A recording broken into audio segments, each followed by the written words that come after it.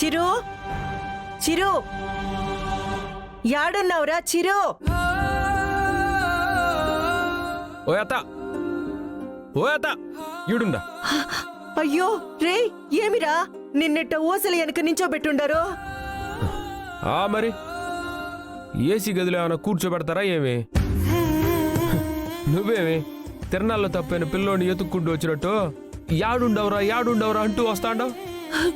మరి నువ్వు యాడుండవో నాకెట్ట తెలుస్తుంది? పోలీస్ స్టేషన్లో యాడుంటారు? సెల్లోదా ఉంటారు. సర్లే, ఎందుకు వచ్చినారు? చూసినావంట్రా అర్జున ఎట్టా మాట్లాడుతుండాడో?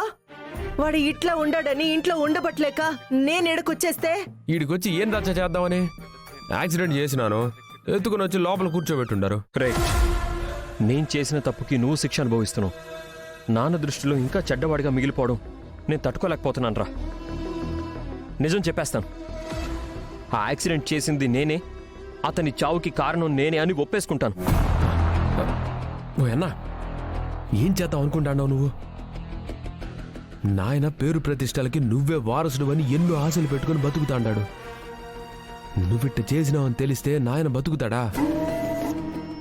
ఇదిగో ఇట్లాంటి అన్ని మాట్లాడతారనే మిమ్మల్ని ఇక్కడికి రావద్దని చెప్పాడితే.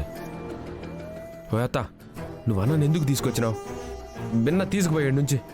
ఒరేయ్, నువ్విట్ట జైల్లో ఎట్లుంటావురా నువ్వు? ఆ ఇంట్లో మాత్రం జైల్లో ఉన్నట్టే కదా ఉంటుంది. మా నాయన కృష్ణరాజు కంటే వీళ్ళేమంత స్ట్రిక్ట్ కాదులే. ఆకలిస్తే అన్నం పెడతాండారు, కాస్త బాధపడితే ఓదారుస్తాండారు. నువ్వు జర అన్నని కనిపెట్టుకుని ఉండత్తా. ఇట్ట బాధపడి ఏ పొద్దు నాయనకి నిజం చెప్పేసేటట్లుండాడు. ఒరేయ్, నువ్వు ఎన్నైనా చెప్పు, నువ్విట్ట జైల్లో కూర్చుంటే చూస్తూ ఊరుకోవడం నా వల్ల అయితే కాదు. ఎట్టో కొట్ట నిన్ను నుంచి ఇడిపించుకొని తీసుకెళ్తా. ఏం చేస్తావేంది? ఏదో ఒకటి చేస్తానురా, నిన్నైతే ఈ నుంచి ఇడిపించుకొని తీసుకెళ్తాను.